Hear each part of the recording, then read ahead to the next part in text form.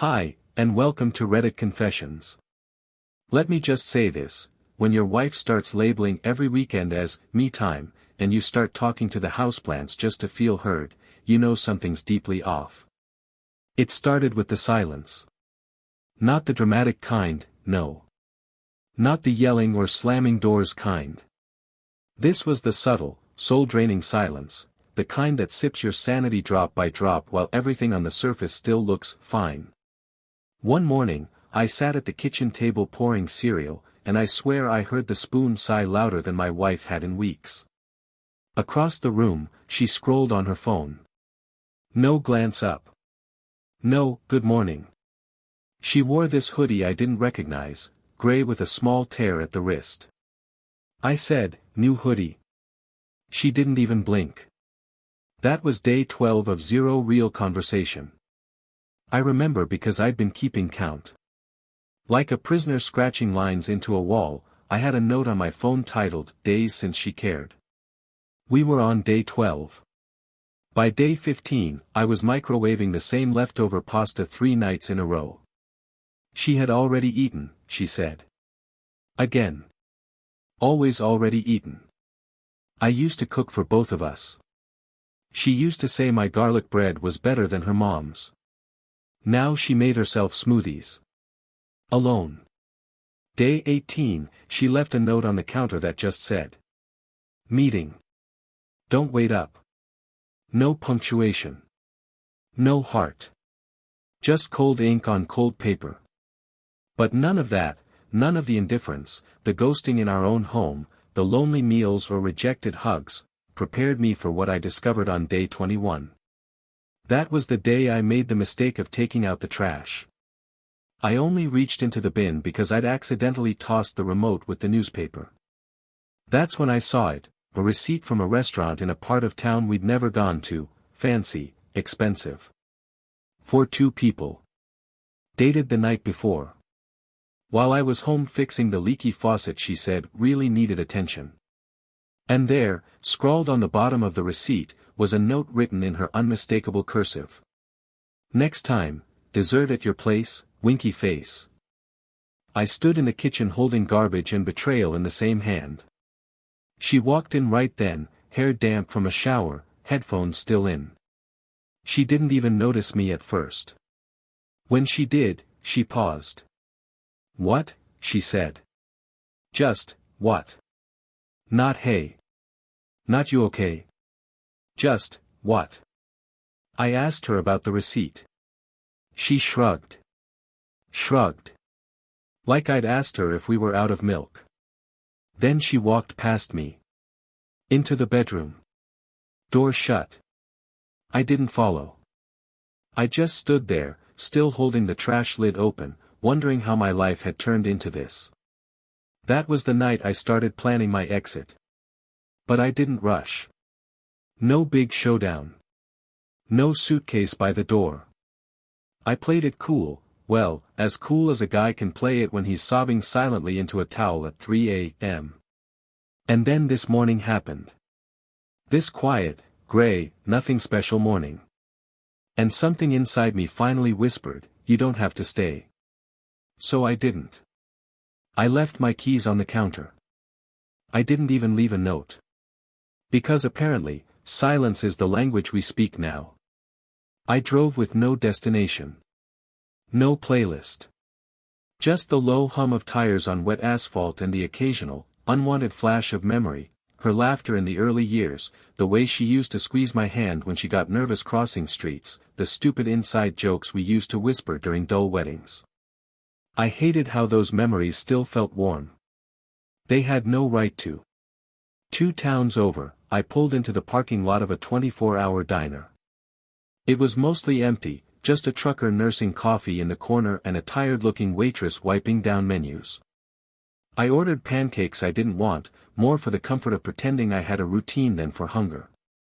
The booth across from me stayed empty, and for some reason, I kept glancing at it, half expecting her to walk in, smirk at the cheap decor, and make some sarcastic comment about the syrup being corn-based. Instead, I stared at the syrup bottle alone. That's when the guilt began to creep in, not for leaving, but for staying as long as I had. For enduring that kind of quiet cruelty, that ghost treatment, for so many weeks and still needing proof to justify walking away.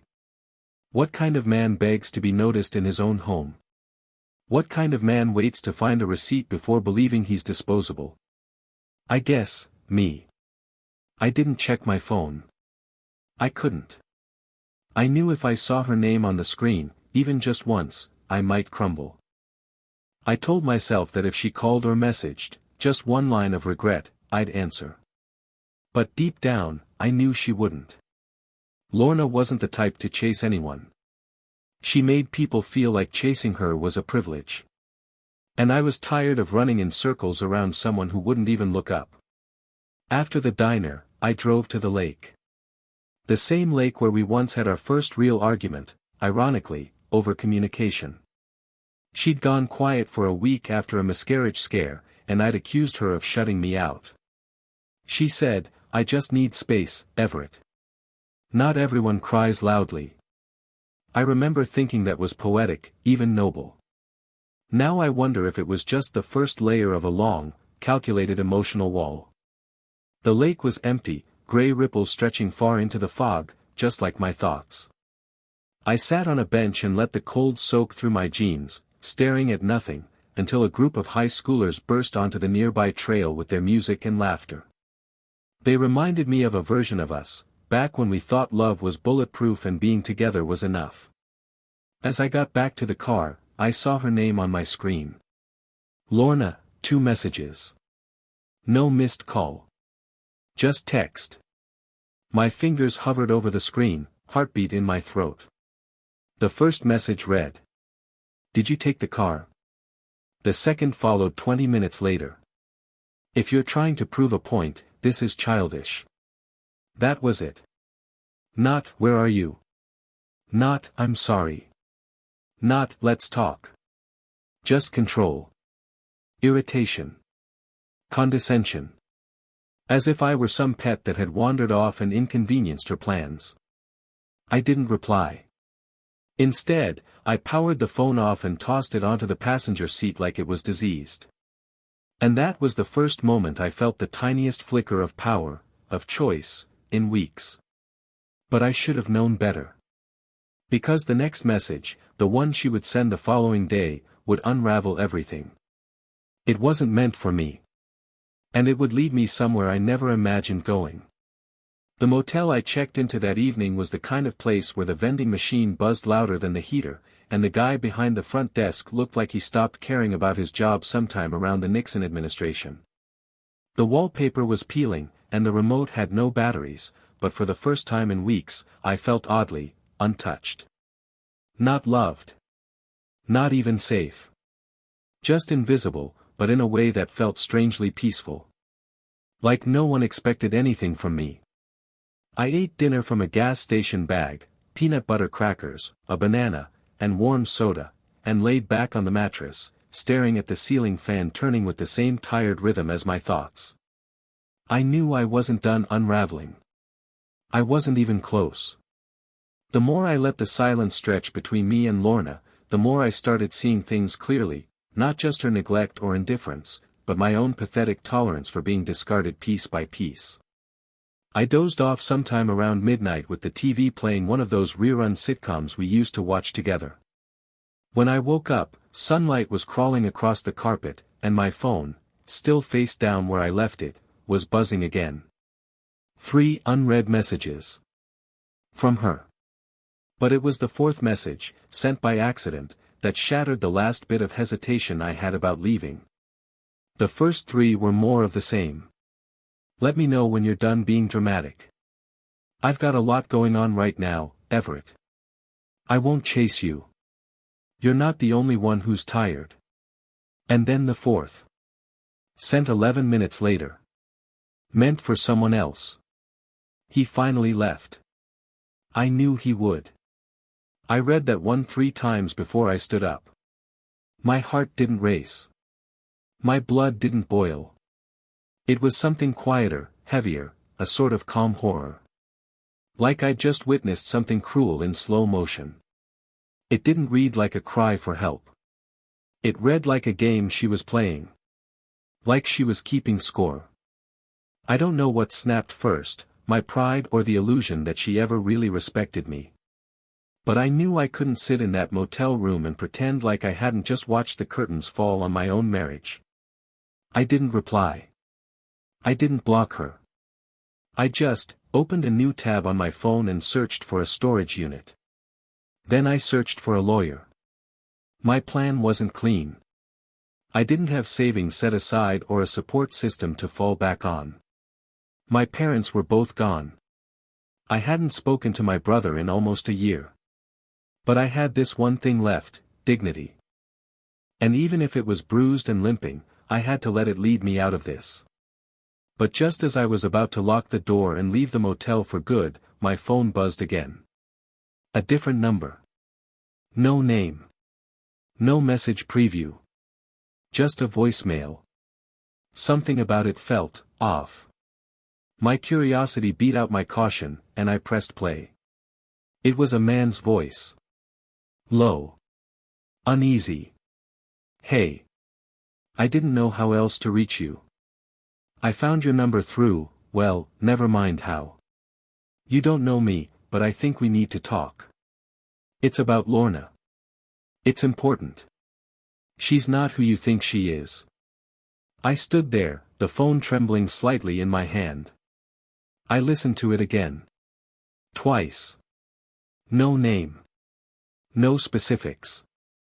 Just a tone. The kind of tone that says something's been hiding in plain sight, and someone's finally ready to expose it.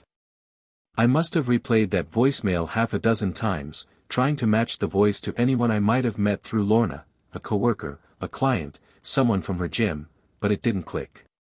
The man didn't sound threatening, but there was something urgent under his words, like he had waited long enough to reach out and couldn't hold it anymore. He never said his name. He didn't leave a number. Just that one line, she's not who you think she is. That phrase hit harder than I expected. Because somewhere deep down, I already believed it. Maybe I had for a long time. I sat in the car outside the motel for over an hour, staring at my contacts, thinking about who I could even talk to about this. I didn't have many friends left. Most of them faded away during the years when Lorna subtly but effectively isolated me from anything outside our life. At the time, I thought we were just maturing, simplifying, settling down. Now I see I was being quietly boxed in. Eventually, I drove to a local coffee shop, the kind where no one asks questions if you sit for hours nursing a lukewarm latte. I found a corner booth, plugged in my phone, and did what any exhausted, suspicious man does in the age of the internet. I started digging. First, her name. Then her company. Nothing unusual, LinkedIn, a few interviews, some fluffy PR quotes where she said things like, collaboration is at the heart of innovation. I almost laughed. The same woman who couldn't return a good morning, now claiming she nurtured team culture. But then I started searching him. Teddy. The name from the receipt. I typed in Teddy Plus, her company's name, and boom, up popped an internal newsletter photo from 3 months ago. Employee Spotlight, Theodore Teddy Crane. Senior Account Strategist. One blurry group picture showed Lorna and Teddy standing side by side at some rooftop event, glasses of wine in hand, her head tilted slightly toward him. I stared at that picture for a long time. And I couldn't tell which made me feel worse, the fact that she looked genuinely happy in it, or the fact that I hadn't seen that expression on her face in years, and never when she was looking at me. But here's where it got strange. Teddy wasn't just a colleague. He wasn't just some flirtatious team lead. According to a few scattered blog posts and social media tags, he used to date someone named Rachel, someone who also happened to follow Lorna on Instagram. I didn't recognize the name, but I dug deeper, and it turns out Rachel had posted cryptic breakup stories just a month before Lorna started ignoring me completely. And here's the part that stopped me cold, Rachel had tagged Lorna in a story captioned, "Funny how betrayal comes with a smile these days." The post had since been deleted, but the internet never forgets. I was no longer just a wounded husband. I was a man caught in a tangled web of secrets I hadn't even realized existed. That evening, the same unknown number called again. This time, I answered. There was silence on the line for a few seconds. Then the man said, "Thank you for picking up. I was starting to think you wouldn't." I kept my voice low. "Who are you?" "My name is Nolan. I'm Rachel's brother." I didn't speak. My throat tightened. He continued, "Look, I know this is awkward. I'm not trying to make anything worse for you. But I think you deserve to know what really happened between your wife and Teddy. My sister didn't just get cheated on. She got used. Manipulated. And from what I've gathered, your wife was in on it." I asked him how he knew who I was. He hesitated. "I saw the receipt in my sister's photos. Lorna left it behind at Teddy's apartment once. Rachel kept it. Thought she might need it one day." I didn't know what to say. My head was spinning. Nolan sighed, then added, "There's something else. I have screenshots. Conversations. One of them talks about a bet. A stupid, sick joke they played. About who could keep their marriage going the longest without getting caught. A bet. A bet." I froze. The coffee in front of me went cold, untouched. "She's playing you, man," Nolan said. "She's been playing all of us." I ended the call without saying goodbye. I couldn't breathe. I couldn't think. And for the first time since I walked out, I felt something that wasn't sadness or confusion. I felt fire. But the thing about fire? It burns best when it's quiet. I sat in that coffee shop for nearly 3 hours after the call with Nolan ended, just staring at the same half-empty mug while people came and went around me like ghosts in fast forward. My mind was a minefield of memories, each one suddenly weaponized, every small laugh she faked, every late return home, every dismissive glance that now felt surgically calculated. A bet. A bet. How do you even begin to process the idea that your marriage, your life, the very person you trusted most, saw your devotion as a punchline in someone else's game? It would have been easier if she had just left me. Or screamed. Or cheated in the usual, cliché kind of way. But this? This was deeper. This was psychological erosion, so slow and deliberate I didn't even notice I was crumbling until someone else, someone with no stake in my life, handed me the pieces. I left the coffee shop without a real plan, just a name and a rising fury that clung to my ribs like wet cement. I texted Nolan and asked him to send the screenshots. He did, almost instantly. There were dozens. Some with cropped faces. Some blurred out. But the words, those were unmistakable. One, from Teddy to someone saved in his phone as L, read. "He's clueless. Honestly, I don't know how she puts up with him without laughing." Another said. "Still married, still pretending. It's like living in a bad sitcom, only the husband has no idea the studio audience already left." And the worst of all, the one that punched me in the stomach and left me frozen in the motel parking lot, was this one. "If I can make it another month, I win. But I swear, if he cries at me one more time about distance or being seen, I might actually scream."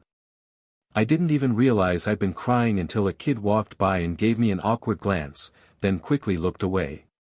I wiped my face with the back of my sleeve and told myself I'd had enough. Enough of sulking. Enough of letting her steal every ounce of self-worth I had left. She wanted a game. Fine. But I wasn't going to play the fool anymore. I was going to walk off the board, and flip the table behind me. I drove straight back to our house that night. I didn't call. I didn't knock. I still had my keys. When I opened the door, the place looked exactly as I left it. Sterile. Untouched. Like even the furniture had stopped caring. I stood in the living room for a few seconds, just listening. No music. No TV. No laughter behind closed doors. I walked to the bedroom, opened the closet, and packed only what I wanted, only what belonged to me. My worn jacket, the watch my dad gave me, a few books she always said were pointless, and my old journal. That one stopped me. It had dust on the edges, like everything else that ever mattered to me. Then I did something that surprised even myself. I placed a manila envelope on the kitchen counter. Inside it were printed screenshots of the texts Nolan had sent me. No explanations. No notes. Just the unfiltered truth laid bare in black ink on cheap paper. I also left her wedding ring inside the envelope. But before I left, I walked to the living room and disconnected the Wi-Fi router. I powered it off, placed it in the oven, and left a sticky note taped to the door that simply said, "Cold yet? Petty? Maybe. Satisfying? Absolutely." I walked out without looking back. This time, the silence didn't haunt me, it healed me. And just as I reached the end of the street, my phone buzzed. Not Lorna. It was Nolan again. "There's more. Meet me tomorrow. You'll want to hear this face to face." I replied with one word, "Where?" Because if what I'd already seen was just the surface, then I needed to know what was buried beneath. The next morning was cloudy in a way that made everything feel softer but somehow heavier. I drove to meet Nolan in a public park on the edge of town, a place with more squirrels than people and benches that hadn't seen fresh paint since the late 90s. He said he'd be sitting by the duck pond, wearing a green jacket and a baseball cap. When I arrived, he stood as soon as I approached. He looked exactly like someone who had been carrying a secret for too long, exhausted, but resolved. We shook hands. No awkward small talk. No fake sympathy. Just two men bound by the quiet wreckage left behind by two people who had no business playing with hearts they didn't intend to keep. Nolan got straight to it. "What I'm about to tell you," he said, "you might want to write down, record, whatever. Because once I'm done, you're going to see everything differently." I didn't speak. I just sat. Nolan pulled a worn folder from his backpack and laid it on the bench between us. Inside were more printed screenshots, a few email headers, and what looked like internal HR documents from their company. He wasn't bluffing, this wasn't just about infidelity or emotional betrayal. What he showed me next went deeper. According to Nolan, Teddy and Lorna weren't just emotionally entangled, they were manipulating internal relationships within the company for leverage. Promotions, bonuses, vacation privileges. Lorna had allegedly been feeding Teddy confidential information about contract negotiations, helping him undercut his rivals for positions. And in return, Teddy covered for her in official reports, signing off on inflated achievements, forged metrics, even client feedback that was completely fabricated. But it didn't stop there. Nolan's sister, Rachel, had been next in line for a promotion Teddy was also after. When she didn't get it, and found out Lorna had been part of the review panel, behind the scenes, that's when things started to unravel. Rachel had tried to bring it up through proper channels, but suddenly she was reassigned, then pushed out entirely on a technicality. Nolan believed Teddy and Lorna orchestrated it. And Rachel wasn't the only one. "There are at least 3 others," he said. "People who were quietly cut down to keep Teddy and your wife on top." I sat there, stunned. Not just by what they had done, but by how meticulous it all was. Lorna had always been calculated, but I thought it was professional drive, not moral vacancy. Then Nolan reached into his jacket and handed me a USB drive. "These," he said, "are recordings." Rachel managed to record one of their meetings at a hotel lounge, audio only. "You'll want to listen." I didn't ask how Rachel got the recordings. I didn't ask if this was legal. At that point, I didn't care. I just needed the truth in full, without filters, without polite lies. I wanted the raw, ugly core of it all. I left the park and drove to a quiet trailhead outside the city. I plugged the USB into my laptop and sat in the back seat, windows cracked just enough to let the birdsong in. And then I hit play. The voices were clear. Lorna and Teddy. Laughing. Talking strategy. Gossiping like bored villains in a low-budget film. And then, halfway through, Lorna said something I will never forget. He still thinks we're just growing apart. I swear, Everett could find a love letter in my purse and still ask if I'm doing okay. She laughed. Teddy joined in. You should write a book, he joked. How to emotionally deconstruct a man in 30 days or less. No, she replied. It took years. But the quiet ones are the easiest. They'll wait forever if you just give them scraps of hope. I paused the audio. I couldn't listen anymore. My ears rang. My hands shook. That was when I realized something deeper than pain was setting in. Clarity. I had become an emotional experiment. A man studied, poked, prodded, and then discarded for sport. I was never part of the equation. I was just the backdrop, the wallpaper behind her real life. For the first time since leaving, I didn't feel powerless. I didn't feel sad. I felt like I had something she could never control again. The truth. And I wasn't going to keep it to myself. I didn't sleep that night. Not even a little. I laid on the thin motel mattress, laptop open beside me, those awful recordings burned into my ears like a cursed melody. Every word, every sneer, every carefully constructed jab in that conversation felt like another scalpel carving through what little remained of my faith in people. Especially in her. Especially in me, for being blind enough to love her through it all. But by morning, the fog in my head had cleared. It wasn't peace, I don't think I'll feel that for a long time. It was more like cold focus. Like I'd been underwater for months and finally came up gasping, only now realizing I'd been drowning in silence, apathy, and manipulation disguised as distance. And I knew exactly what I had to do next. I didn't want revenge. Not the theatrical kind. No screaming matches, no keying cars or publishing private conversations. That wasn't me, and I wasn't about to let them define me as some jealous, jilted cliché. But I did want accountability. I wanted truth to shine through every carefully constructed lie Lorna had built. I wanted her to feel what I'd felt, not rage, not even shame. Just exposure.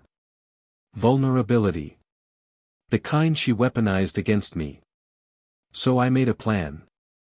I reached out to an attorney, not the one we used to use for taxes and house paperwork. Someone new. I didn't want any trace of the we that used to be us. The woman I hired, Mallory Shore, was sharp, direct, and refreshingly unimpressed by drama. I gave her the background, showed her the screenshots, the audio, the paper trail, and she sat silently for 10 minutes, flipping through the folder before finally saying, "We can work with this." We spent the next day building a legal framework, proof of marital misconduct, workplace violations, and more. Mallory explained that while exposing the affair wasn't technically enough to shift things dramatically in a no-fault state, the combination of unethical conduct, financial entanglement, and psychological cruelty could be used as leverage in property division and settlement negotiations. And just hearing someone say those words, leverage, misconduct, settlement, made me realize how far I'd come since being the man who sat silently while his wife came home late without explanation. Then came the next part of the plan. I contacted human resources at Lorna's company. I didn't pretend to be anonymous. I was calm. Professional. I said I had documentation relevant to an internal conflict of interest involving 2 of their employees and that I was willing to forward the information to their compliance officer. No threats. No drama. Just facts. The voice on the other end paused. Then asked for my email. I sent everything. Screenshots. Dates. The exact text from Teddy where he bragged about manipulating numbers. The recordings. Redacted names were needed, but not hers. Lorna's name appeared on every page, every subject line, every bolded line of text that said this was not accidental. And I knew, once they read through that pile, there would be meetings. Reviews. And eventually, consequences. Still, the part one didn't expect was what happened later that night. My phone buzzed just after 11 p.m. It was her. Not a call. Not a voicemail. Just a message. 4 words. Where did you go? I stared at it for almost a minute. 4 little words, after everything. Not, I'm sorry. Not, can we talk? Just that. I didn't answer. Then, 10 minutes later, another came through. I think we need to talk. This has gone too far. Too far. I laughed out loud. An ugly, exhausted laugh that echoed through the cheap motel room like a cough from an old wound finally clearing. No, Lorna. It hadn't gone far enough. I knew she was panicking now. Maybe not because she missed me, no, I doubt that. But because the scaffolding around her little empire was starting to creak. Maybe someone at the office had asked her an odd question. Maybe Teddy had started to feel the ground shift. Whatever it was, I could feel the tremor reaching her. And that, more than anything else, told me I was finally doing something right. I didn't text back that night. Instead, I drafted a message. A single, carefully chosen reply. And scheduled it to send just as the sun rose. At exactly 6:47 a.m., as the early light spilled across the cracked motel blinds, my scheduled message went out. I had written and rewritten it a dozen times the night before. But in the end, I settled on something simple. Something honest. Not angry. Not vindictive. Just, final. I went to find the version of myself I lost while you were busy becoming someone I no longer recognize. No need to talk. Everything that needed to be said has already been proven. Take care. I didn't expect a reply, and I didn't get one. Not immediately. And that silence, for the first time in a very long time, didn't hurt. It felt like closure. Later that week, Mallory sent me an update. HR had opened a formal internal review. Teddy had been placed on leave pending investigation, and Lorna had apparently taken voluntary time off the same day. I pictured the tension in that office, the way her carefully managed smile must have cracked the moment someone asked her to step into a private room. It didn't give me joy, but it gave me something better, release. I moved out of the motel and into a short-term rental outside the city, a place with mismatched furniture, a leaky faucet, and a view of a hardware store out the front window. But it was mine. It didn't hold echoes of betrayal. It didn't smell like someone else's perfume. It didn't judge me when I stayed up late journaling or stood barefoot in the kitchen eating cereal straight from the box. It was quiet, but this time the silence was peaceful, not weaponized. And over time, the fog in my chest began to lift. I picked up painting again. Badly, at first. I joined a community class where I was the only person under 60. I met a guy named Gerald who introduced me to hiking trails I never knew existed, and a woman named Clarice who once told me, "You're allowed to grieve someone who's still alive." That line stayed with me. Then one morning, weeks after I'd deleted her contact entirely, I got a letter in the mail. Handwritten. No return address. I knew the handwriting instantly. It was from Lorna. There was no apology. No plea to come back. Just a page and a half of tangled thoughts that mostly centered around her needing time to reflect, that she'd never expected things to fall apart like this, and that she hoped we could both move forward with peace. It ended with, "Maybe we weren't meant to last forever, but I hope you find someone who sees you the way you deserve to be seen." I folded it. Filed it away. And for the first time, I believed her, not because I trusted her again, but because she finally acknowledged what I had been screaming internally for years. I deserve to be seen. I'm still rebuilding, in small ways. A new coffee shop that knows my name. A dog I adopted named Murphy who hates his leash but loves my company. A quiet evening here and there where I catch myself humming again without realizing it. And that, to me, is the real ending, not the collapse, not the messages, not even the confrontation. It's in the tiny victories that no one claps for. It's in the mornings that begin with possibility instead of pain. I'm not who I was when this all started. But I'm proud of the man who finally walked away, not because he stopped loving her, but because he started loving himself. Thank you for watching. This has been Reddit Confessions. If you've ever found yourself in a relationship where silence spoke louder than words, or if you've walked away from someone who forgot how to see you, share your story in the comments. What moment gave you clarity? What helped you take your first real step forward? Don't forget to like, subscribe, and follow for more true confessions just like this. Until next time, stay honest. Stay strong. And never be afraid to rewrite your ending.